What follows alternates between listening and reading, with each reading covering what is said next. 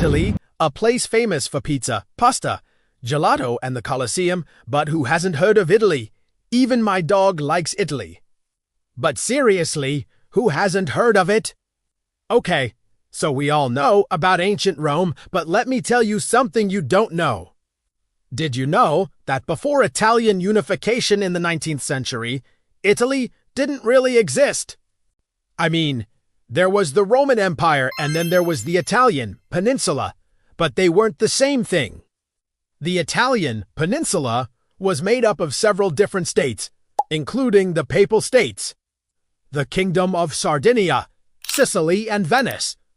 One day, an Italian general named Garibaldi set out to change all of that. He wanted to unite Italy under one flag. So he and his army marched across the Italian peninsula, kicking the Austrians out and uniting the people of Italy under the rule of King Victor Emmanuel II of Sardinia. And just like that, Italy was born. But let's go back in time to the days of the Roman Empire. Rome wasn't always a city. It started out as a small village, but then in 753 BC, Romulus supposedly killed his twin brother Remus after the two of them were raised by a she-wolf. And that's how Rome became the capital of Italy. Well, not really. That's a legend. Don't look at me like that. Historians debate whether or not it's true. Either way, Rome grew into a massive city and eventually became the center of the Roman Empire. The empire was huge, stretching from Britain to Egypt. But Rome wasn't just a big city. It was the cultural center of the empire.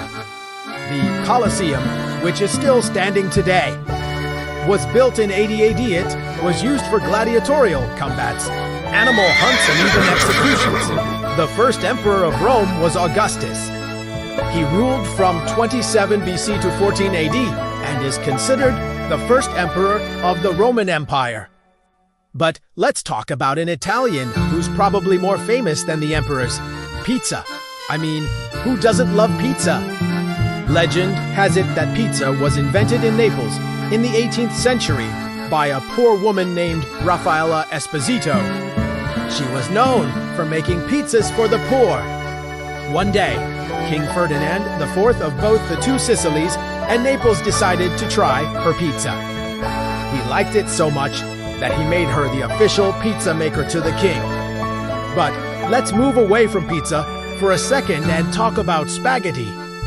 It's unclear where spaghetti originated, but it was likely invented by Arab immigrants in Sicily. The Arabs brought their knowledge of cooking with them when they moved to Sicily and introduced pasta to the local cuisine.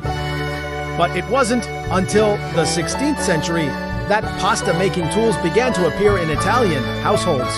So there you have it. A very brief history of Italy from the Roman Empire to pizza, spaghetti, and gelato. Did you learn nothing?